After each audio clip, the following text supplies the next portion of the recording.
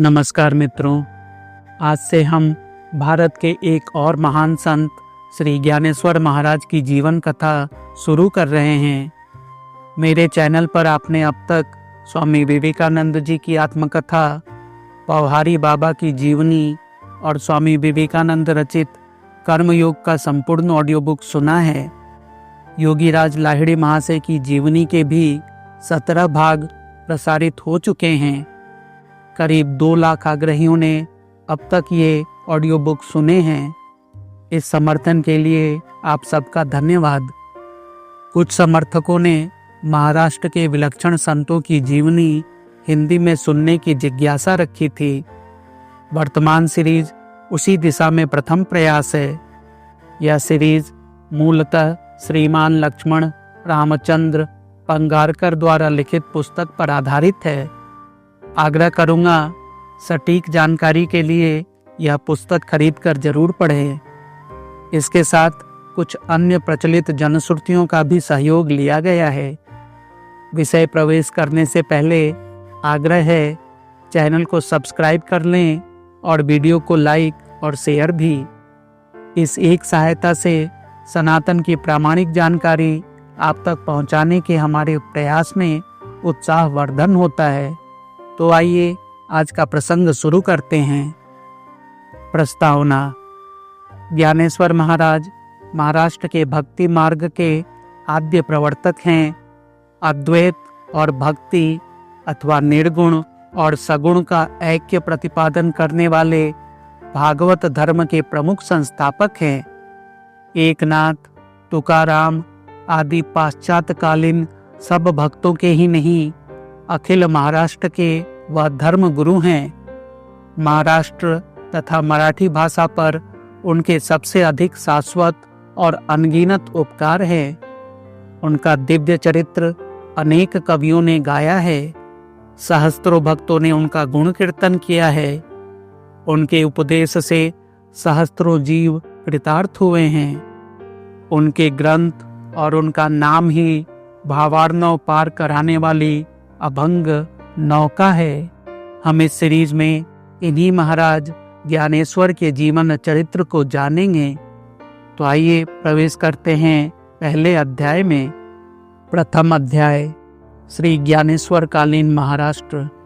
श्री ज्ञानेश्वर महाराज का चरित्र अवलोकन करने से पूर्व इस प्रथम अध्याय में हम लोग एक बार तत्कालीन महाराष्ट्र की परिस्थिति का अवलोकन करेंगे। हमारे इस परमार्थ प्रवण भारतवर्ष देश में इतिहास आदि विषयों की ओर लोगों का ध्यान सामान्यतः कम ही रहा है। इस कारण ज्ञानेश्वर कालीन महाराष्ट्र का कोई सर्वांगपूर्ण इतिहास अथवा उसके साधन बहुत ही कम उपलब्ध हैं। तथापि गत 50 वर्ष के अंदर जो ऐतिहासिक सामग्री सामने उपस्थित हो गई है, उसका यथामति उपयोग करके हम इस अध्याय में ज्ञानेश्वर कालीन महाराष्ट्र का चित्र खींचने का यत्न करेंगे। किसी भी काल का सामान्य स्वरूप सामने ले आने के लिए उस काल के राजनीतिक, साहित्यिक तथा धार्मिक उद्योगों का इतिहास देखना होता है। और इसीलिए हम यहाँ यह देखेंगे कि ज्ञानेश्वर महाराज के समय में अर्थात उनके पूर्व और पश्चात 150 वर्ष तक राजनीति, विद्या तथा धर्म की दृष्टि से महाराष्ट्र की क्या अवस्था थी। महाराष्ट्र के इतिहास में यह काल बड़े महत्व का है। जैत्रपाल, सिंघड़देव और रामदेव राव जैसे राजा, भास्कराचार्य और बोपदेव जैसे पंडित, हेमांग पंत जैसे विद्वान राज्य कार्यकर्ता और ज्ञानेश्वर, नामदेव जैसे महात्मा जिस काल में हुए, वह काल निस्संदेह महाराष्ट्र के इतिहास में चिरस्मरणीय है। लक्ष्मी, सरस्वती और आत्मविद्या तीनों का उत्कर्ष महाराष्ट्र में ज्ञानेश्वर के समय हुआ। देवगिरी, आपेगांव, नेवासे, आलंदी और पंढरपुर आदि स्थानों की चर्चा ज्ञानेश्वर के चरित्र में बार बार आती है और ये स्थान उस समय यादव राजाओं के राज सत्ता के अधीन थे। इसीलिए इस प्रसंग से उन यादव राजघरानों का इतिहास यहाँ संक्षेप में कहना अप्रासंगिक न होगा। ज्ञानेश्वर के पूर्वज 2-4 पुश्त तक इन यादव घरानों की सेवा भी करते रहे हैं। इसके अतिरिक्त पंढरपुर के भागवत धर्म संप्रदाय का उदय भी राजा रामदेव राव के ही समय में हुआ है और उन्हीं की सहानुभूति से हुआ। यहाँ तक कि स्वयं ज्ञानेश्वर महाराज ने भी प्रेम से उन्हें गौरवान्वित किया है। इन सब बातों को देखते हुए सबसे पहले देवगिरी के यादव राजाओं का इतिहास निरीक्षण करना आवश्यक मालूम होता है। इन यादवों के राज्यकाल में जिन विद्वानों ने वैद्यक, ज्योतिष और धर्मशास्त्र का उत्कर्ष साधन किया, उन विद्वानों का भी किंचित परिचय देना आवश्यक होगा। और फिर स्वयं भगवान विष्णु के प्रत्यक्ष अवतार हमारे चरित्र नायक ज्ञानेश्वर महाराज तथा भक्ति सुख की वर्षा करने के लिए आए हुए नामदेव राय की कृपा से पंढरपुर के जिस भागवत धर्म संप्रदाय का जय जयकार संपूर्ण महाराष्ट्र में होने लगा, उस भागवत धर्म संप्रदाय का किंचित अवलोकन करना भी उचित ही होगा। इस प्रकार ज्ञानेश्वर महाराज के समय राजनीति, विद्या और धर्म में महाराष्ट्र कितना उन्नत हो रहा था, यह एक बार विहंगम दृष्टि से देख ले। ज्ञानेश्वर महाराज का समय महाराष्ट्र के इतिहास का सुवर्ण युग है।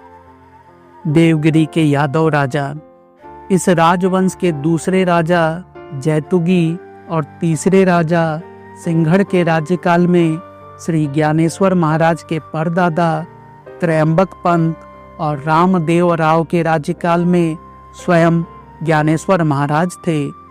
डॉक्टर भंडारकर ने अंग्रेजी में दक्षिण का इतिहास नामक जो उत्तम ग्रंथ बड़े परिश्रम से लिखा है, उसके तथा हेमाद्रीकृत राज प्रशस्ति के आधार पर आगे कुछ विवरण देते हैं।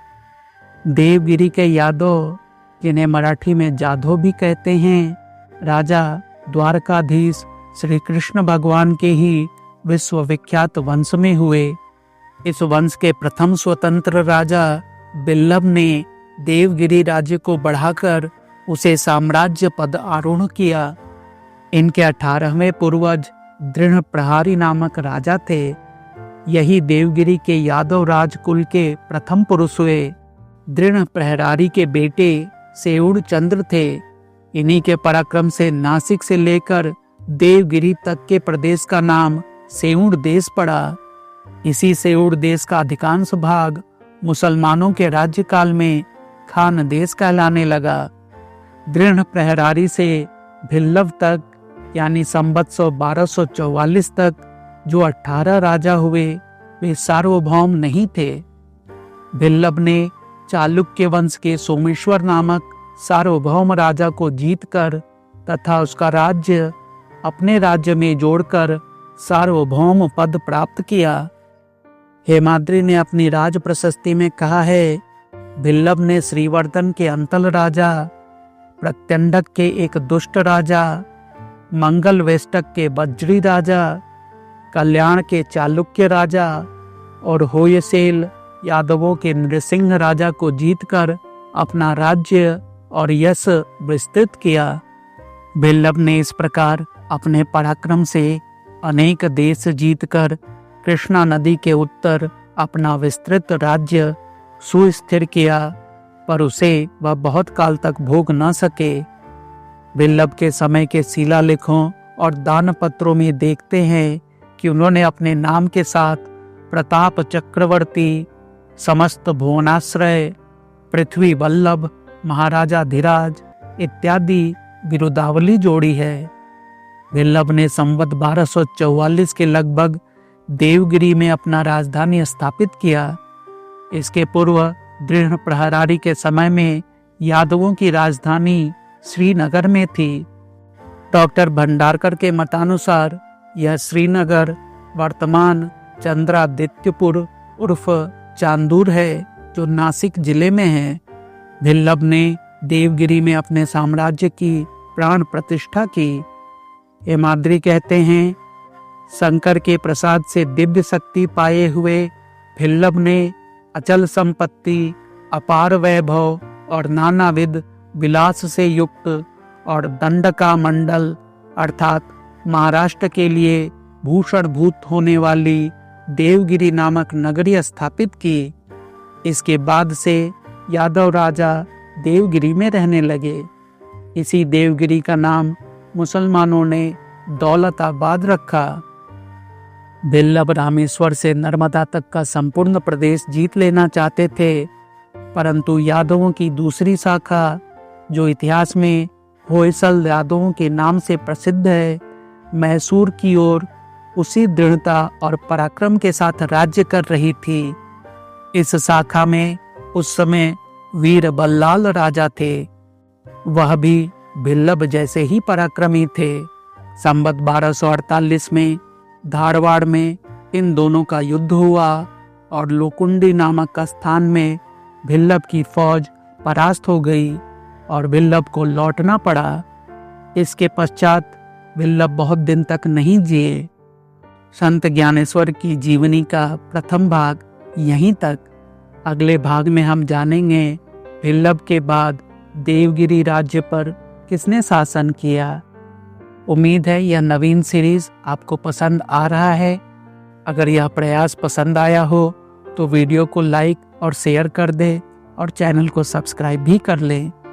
मिलते हैं अगले वीडियो में, तब तक के लिए धन्यवाद।